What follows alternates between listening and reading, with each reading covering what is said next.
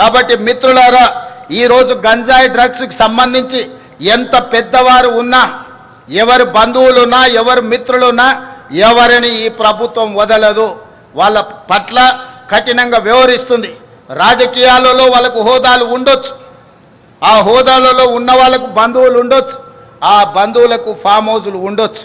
కానీ ఫామ్ హౌజులు డ్రగ్స్కో గంజాయికో కేంద్రాలుగా మారి ఇలాంటి వాటిని ప్రోత్సహిస్తామంటే ఫామ్ హౌజుల్లోనే కాదు, బొక్కలో దాచుకున్న మా పోలీస్ వ్యవస్థ లాక్కొచ్చి మరి కటకటాల వెనకాల వేస్తుంది.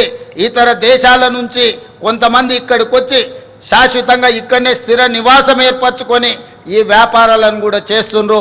మా పోలీస్ వ్యవస్థ వాళ్ళ పట్ల కూడా ప్రత్యేకమైన నిఘా పెట్టింది. ఖచ్చితంగా వాళ్ళందరిని కూడా పట్టుకుంటాం, వాళ్ళందరినీ కటకటాల వెనకాల తోసేస్తాం. ఈ తెలంగాణ రాష్ట్రాన్ని గంజాయి డ్రగ్స్ రహిత రాష్ట్రంగా, దేశంలోనే ఆదర్శమైన రాష్ట్రంగా తీర్చిదిద్దడానికి మన వ్యవస్థలు అన్నీ పనిచేస్తున్నాయి. మీరందరూ సహకరించాలి. తల్లిదండ్రులందరూ కూడా ఆలోచన చెయ్యాలి.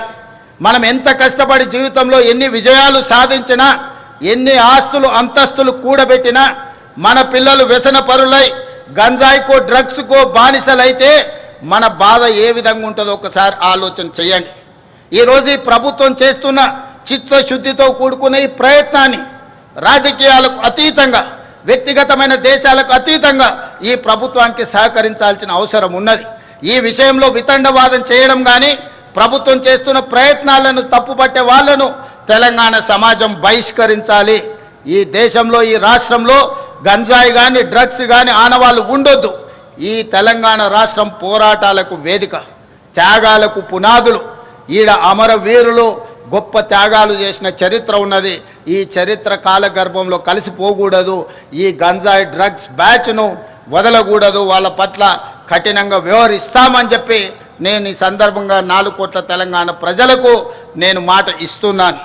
అదేవిధంగా మిత్రులారా, తెలంగాణ రైజింగ్ 2047 ఏ గ్రామమైనా, ఏ జిల్లా అయినా, ఏ రాష్ట్రమైనా, ఏ దేశమైనా, ఏ సంస్థ అయినా పక్కా ప్రణాళికలను పకడ్బందీగా తయారు చేసుకొని వాటిని అమలు చేసుకుంటూ ముందుకు వెళితే విజయాలు సాధించడం పెద్ద విషయం కాదు.